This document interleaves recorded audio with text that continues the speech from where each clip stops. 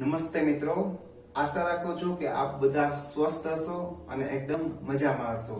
કારણ કે મિત્રો, આપણે જે ટોપિક શીખી રહ્યા છીએ તેનું નામ છે ન્યૂઝ ક્લિપિંગ. ઓકે, અને આ કોરોનાના સમયમાં તમને ખબર છે કે લોકડાઉનમાં ક્યારે છાપો આવશે આપણે ન્યૂઝપેપરનો બહુ જ વેઇટ કરતા હતા, રાઈટ? તો ન્યૂઝ ક્લિપિંગમાં આજે આપણે જોશું મિત્રો નેક્સ્ટ ક્વેશ્ચન. ઓકે, આપણે જો મિત્રો પેટર્ન છે એ પેટર્ન પ્રમાણે ફર્સ્ટ ઓફ ઓલ આપણે શું કરશું તો કે ફર્સ્ટ ઓફ ઓલ આપણે ટાઇટલ વાંચશું. ટાઇટલ વાંચ્યા પછી શું કરશું તો કે પછી મિત્રો ક્વેશ્ચન્સ ને રીડ આઉટ કરશું. ક્વેશ્ચન્સ ને રીડ આઉટ કર્યા પછી આપણે મિત્રો એક જજમેન્ટ ઉપર આવશું, એક ડિસિઝન ઉપર આવશું કે આ જે પ્રશ્ન છે, ઓકે, એમાં જે ફકરો આપેલો છે એ શું કહેવા માંગે છે, સમાચાર છે એ શેને અનુલક્ષીને છે. ઓકે, ચાલો મિત્રો તો જોઈએ. Blackout, 500 and 1000 notes no longer valid. મિત્રો બ્લેકઆઉટ એટલે શું ખબર છે? બંધ થવું.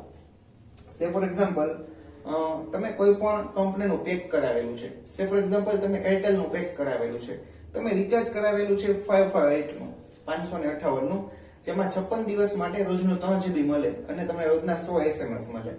હવે માની લ્યો કે આજે દિવાળી છે, દિવાળીના દિવસે તમે તમારા કોઈ મિત્રને SMS કર્યો તો તમારા 100 SMS તો ફ્રી છે, છતાં પણ તમારા ખાતામાંથી ₹1.5 કે ₹2 કપાણા. એટલે તમે શું કરશો? તમે કંપનીમાં ફોન કરશો કે ભાઈ મારે તો આવી રીતના 100 SMS ફ્રી છે તો મારે કેમ ખાતામાંથી પૈસા કપાવાના? એટલે તરત કહેશે કે આજે બ્લેકઆઉટ ડે છે. એટલે શું કે તમારી જે સ્કીમ હતી, બરાબર, એ આજ રોજ પૂરતી બંધ છે તહેવાર નિમિત્તે. ઓકે, તો બ્લેકઆઉટ એટલે શું મિત્રો? બંધ થવું. એટલે ક્યાંય પણ મિત્રો ટેલિકોમ્યુનિકેશનમાં તમે વાતચીત કરો એટલે બ્લેકઆઉટ શબ્દ એટલે મેં તમને સમજાવ્યું કે તમને ક્યારેય જીવનમાં તકલીફ ન થાય.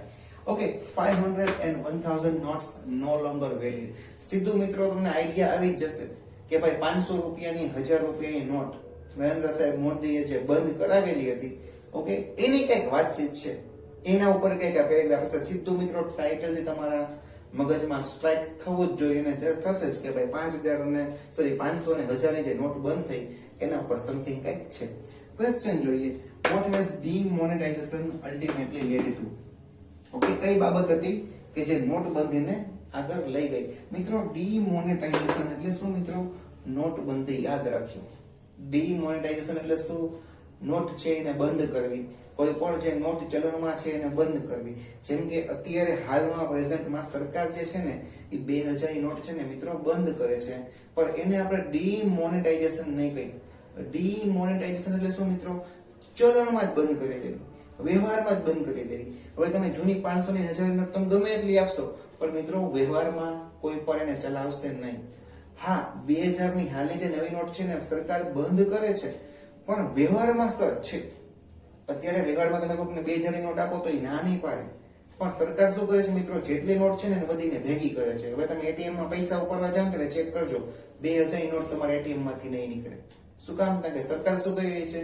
જેટલી 2000 ની નોટ છે ને શું કરે છે તો કે કલેક્ટ કરીને એને બંધ કરવાનો વિચાર કરે છે, પણ આવી રીતના ડીમોનેટાઇઝ નહીં કરે, સાવ બંધ નહીં કરે.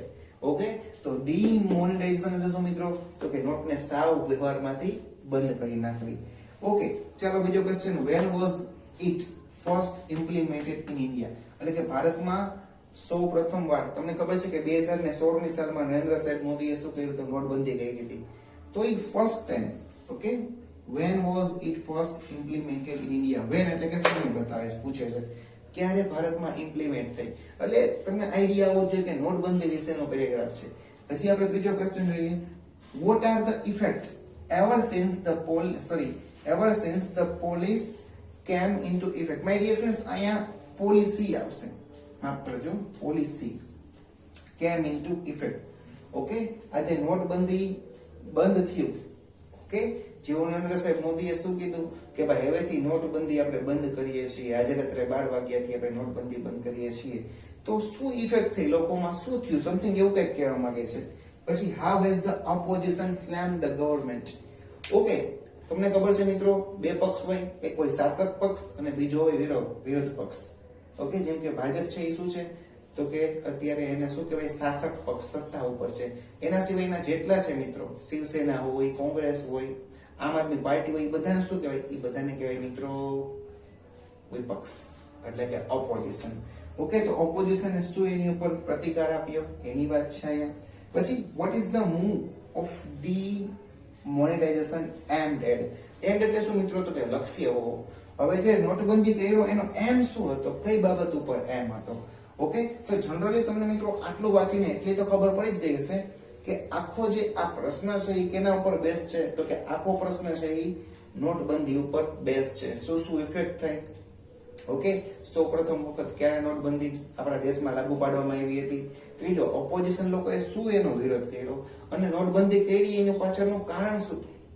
Okay, what was the reason behind demonetization of currency notes of 500 and 1000?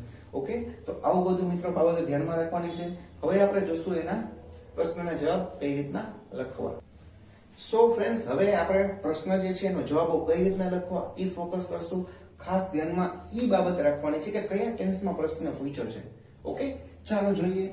What has demonetization ultimately led to? કઈ બાબત એનાથી થઈ led to? કઈ બાબત દોરી આવી? ચાલો મિત્રો, in a surprise move એટલે કે અચાનક જ the central government has demonetized rupees 500 and 1000 currency notes. The move is aimed at. જો મિત્રો the move is aimed at શબ્દને પકડો તો ક્યાંક aimed at જેવો શબ્દ આપણને જોવા મળ્યો છે. ઓકે, અહીંયા ક્યાંક છે. ચાલો આપણે સીધી આપણે લીટી કરી નાખી એટલે આપણને પ્રોબ્લેમ ન થાય. ever since જેવો શબ્દ ક્યાંક મેં જોયો તો. યસ, અહીંયા જોયો તો. એટલે કે અહીંયા મારો આન્સર મળશે. પણ હું આન્સર કેનો ગોતું છું? 39 નંબરના ક્વેશ્ચનનો. ઓકે, ચાલો. fighting black money. Ever since the policy came into effect, people have queued up outside ATMs and banks to withdraw notes or exchange all currencies. The opposition has slammed. મિત્રો, opposition નો જે questions છે લીટી કરી નાખો એટલે તમને સરળતા રહે. Okay, the government so and so Banerjee for a rollback. Okay, has demonetization has led to. મિત્રો, led to આપણે આ જવાબ ગોતવાનો છે. ઓકે, demonetization શું લેડ થયું? કઈ બાબતને એને વધારો કર્યો? તો જો demonetization has led to logjam in parliament એટલે કે મિત્રો પાર્લામેન્ટ સંસદની જેટલી એક્ટિવિટીઓ હતી એ બંધ થઈ ગઈ. ઓકે, ચાલો જોઈએ. demonetization પૂર્ણ વર્તમાન કાળની વ્યાખ્યા છે એમાં જ લખવાનું છે has led to. Okay, ultimately led two લખી નાખો. ભૂલાઈ ગયું છે મિત્રો, માફ કરજો. અલ્ટિમેટલી લખી નાખી વચ્ચે છે તો અલ્ટિમેટલી લેડ ટુ. કેને લીડ કરી મિત્રો? Lead to all logjam in parliament. logjam in parliament. જે અત્યારે લોકજામ થઈ ગયું છે ક્યાં? તો કે આપણે શૈક્ષણિક કાર્યમાં, સ્કૂલો બધી બંધ છે. ઓકે, ચાલો. when was it first implemented in India? ભારતમાં સૌપ્રથમ ક્યારે ઇમ્પ્લિમેન્ટ થયું હતું? તો આટલું વાંચવામાં કઈ જવાબ ન મળ્યો, આગળ ક્યાંક હશે. demonetization was first implemented in 1946. ક્યારે? તો કે 1946 માં. પણ તમે ભૂલ શું કરો છો? તમે આ બધો જવાબ ભેગો લખી નાખો છો. મિત્રો, ખાલી તમે સમય પૂછો કે ભાઈ ક્યારે? તો કે 1946 માં. તો પછી આ જ લખવાનું છે. Okay, okay, it was implemented. Okay, first in કઈ સાલમાં? તો કે in 1946. in 1946 in India. હવે તમારો ક્વેશ્ચન થાય કે સરજી આ 1946 માં તો દેશ ક્યાં આઝાદ થયો હતો? પણ મિત્રો, એ જે તે સમયે આપણે બેંક છે આરબીઆઈ તમે ભણતા હશો ઇકોનોમિક્સમાં, 1935 માં સ્થાપના થઈ હતી. ઓકે, સ્મિથ હતો પેલો, અને આપણા જે પેલા ગવર્નર કોણ હતા? તો કે દેશમુખ. ઓકે, તો તમને ખબર હશે કે 1935 ની સ્થાપના થઈ હતી. અંગ્રેજો પોતાનો જે ઇકોનોમિક વ્યવહાર છે એ સારો રહે એના માટે શું કર્યું હતું? એને બેંકની સ્થાપના કરી હતી. અને 1946 માં મિત્રો સૌ પ્રથમ વખત નોટબંધી થઈ હતી આપણા દેશની અંદર. એ પછી મિત્રો નોટબંધી થઈ હતી, મને યાદ છે ત્યાં લગી મારા પપ્પાની બધા બહુ વાત કરતા કે રાજીવ ગાંધીના સમયમાં નોટબંધી થઈ હતી. રાઈટ? એટલે મિત્રો આ બહુ ડેન્જર વસ્તુ છે. એટલે ઘરે પૈસા ન રાખતા, બેંકમાં રાખી દેવાના. ઓકે, શું કરવાનું? તો કે મ્યુચ્યુઅલ ફંડમાં રોકવાના, એફડી કરવાની. મ્યુચ્યુઅલ ફંડમાં તમે એસઆઈ કરો તો તમને બહુ સારો એવો રેટ મળે. તમારા પપ્પાને કહેવાનું તમે કોમર્સના સ્ટુડન્ટ છો. રાઈટ?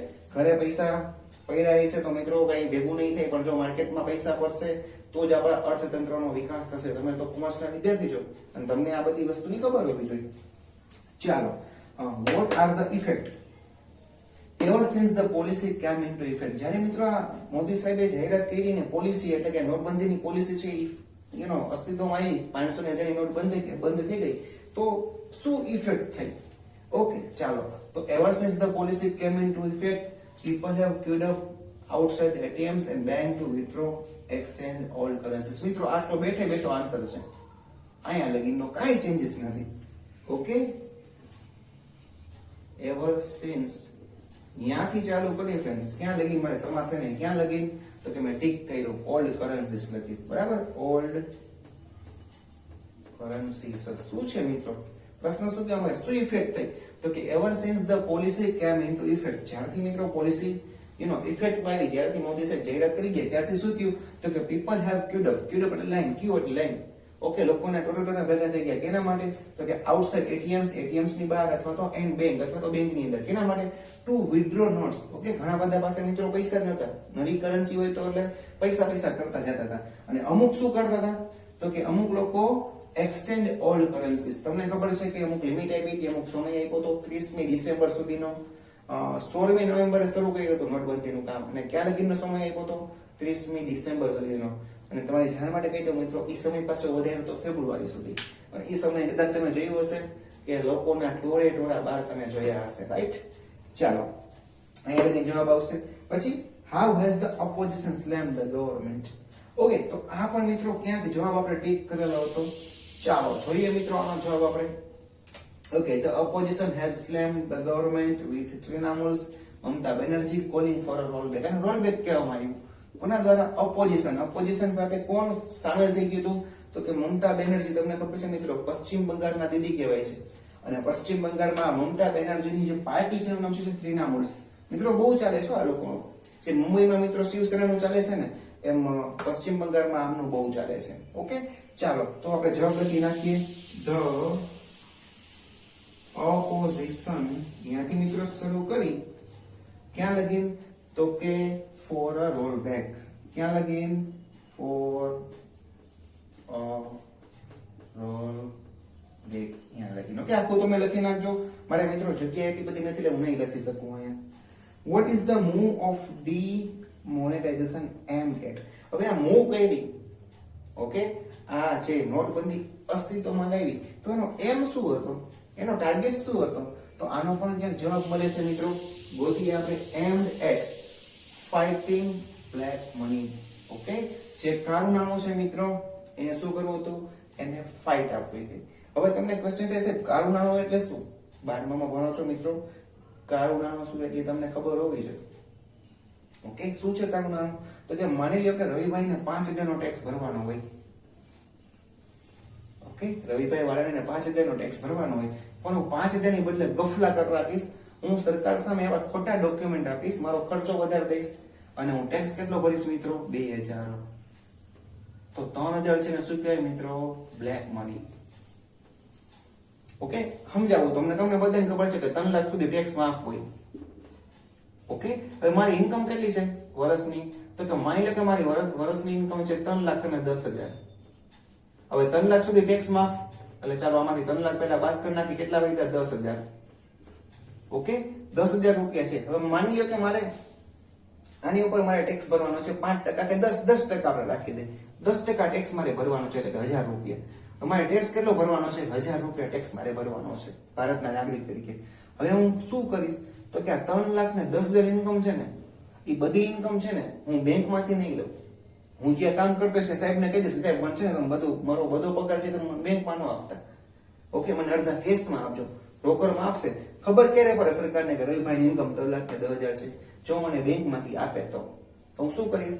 2,50,000 સુધી છે ને હું શું કરીશ? તો કે બેંકમાં ટ્રાન્ઝેક્શન કરીશ, પણ બાકીના પૈસા સાહેબ પાસે હું કરીશ? તો કે હું રોકડમાં લઈ લઈશ. જો આવું હું કરતા નથી, અમે આવું આ તમને ખાલી સમજાવવા માટે કહું છું. બાકીના પૈસા હું શું કરીશ? રોકડમાં લઈ લઈશ. એટલે સરકારને શું થયું? આ ભાઈની ઇન્કમ તો 2,50,000 જ છે, એટલે આ ભાઈને ટેક્સ તો કે કાંઈ નહીં. ટેક્સ ક્યારે? 3 લાખની ઉપર હોય ત્યારે. તો મેં શું કર્યું મિત્રો? એકચ્યુઅલી મારે ટેક્સ ભરવાનો હોય, મારી આવક કેટલી છે? 3,10,000. પણ મેં મારી આવક કેટલી બતાવી 2,50,000.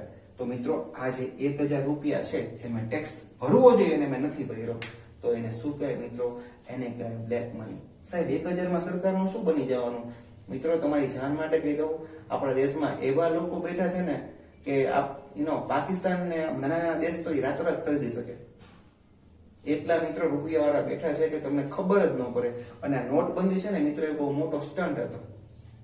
વિચાર કરો કે નોટબંધી બંધ થાવી અને ઉર્જિત પટેલ એનું RBI ના મેઇન વ્યક્તિ તરીકે આવું, ગવર્નર તરીકે આવું. હવે ઉર્જિત પટેલને અને અંબાણીને મિત્રો કઈક એ લોકો સગા થાય છે, એકબીજાને કઈક વેવાય કઈક સમથિંગ થાય છે. વિચાર કરો કે અંબાણી પાસે કેટલો બ્લેક મની હશે નોટબંધી વખતે. થઈ ગયું કે નહીં બધું સેટલમેન્ટ? આપણે કોઈને બ્લેમ નથી કરતા. આ વિજય માલ્યા ભાગી ગયો કે નહીં? શું થયું? લંડનની એક જ એવી સરકાર છે મિત્રો, લંડન દેશ એક જ એવો છે ઇંગ્લેન્ડ, એમાં લંડનની સરકાર છે ને એ લોકો એમ જ કહે છે કે ભાગીને અમારી પાસે આવી જાઓ. ક્યાં ભાગીને અમેરિકામાં ન ગયા, ક્યાં ભાગીને પાકિસ્તાનમાં ન ગયા, ક્યાં ભાગીને દુબઈમાં ન ગયા, લંડનમાં કેમ જાય છે? એ નીરવ મોદી એ બધે તો કે લંડન વાળી સરકાર એવું કહે છે ક્રાઇમ કર્યો છે એ તમારા દેશમાં, અમારા દેશમાં કાંઈ નહીં. અને આમ કરીને મિત્રો આ બધે નરાધમ છે ને છૂટી જાય છે. ઓકે, એટલે હું આશા રાખું છું તમે કઈક એવી પોઝિશન લ્યો મિત્રો, તમે એવી પોસ્ટ લ્યો.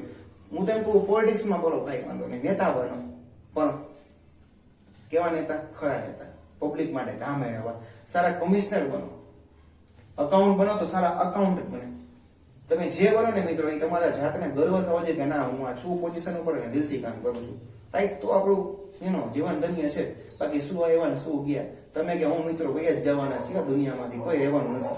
खाली याद आए थे हम, खाली याद जाएंगे, बस प्यार के 2 मीठे बोल जी मिलाएंगे तो हंस सके दुनिया तो हंस के हंसाना. ओके राइट, ऋतिक रोशन નું સોંગ મેં ગાઈ નાખ્યું. પણ કઈ એવું કામ કરજો ફ્રેન્ડ્સ, ખાલી હાથે જ આવ્યા છીએ, ખાલી હાથે જ જવાના છીએ. તો જિંદગી મિત્રો તમે સિંહ જેવી જીવીને જાઓ. ભલે આપણે એકલો ચાલવું પડે, લાઈફમાં એવો સમય પીરિયડ આવશે મિત્રો કે ડાઉન તમારે થવું પડશે. અને અમે પણ જેટલા ટીચર્સ લોકો છીએ, અમારી પરિસ્થિતિ પણ મિત્રો અમે ઘણા બધા કેટલે સંઘર્ષ મેં કર્યો છે, ત્યારે મેં આ પોસ્ટ લગીને પહોંચ્યા છીએ. અને હજી અમારી આ પોસ્ટ તો કાંઈ ન કહેવાય, હજી તો ઘણું બધું મિત્રો કરવાનું બાકી છે. અને તમારી પાસે તો પૂરતો સમય છે ને તમે ઉગતા સૂર્ય છો. ઓકે, ચાલો તો તમારું વિટામિન ડી અમને આપો. Okay, what is the move of demonetisation aimed at? શું એમ હતો? તો કે ફાઇટિંગ બ્લેક મની. આ જે કાળું નાણું છે ને મિત્રો બહાર કાઢવાનું. ચાલો તો ધ મૂવ ઓફ demonetization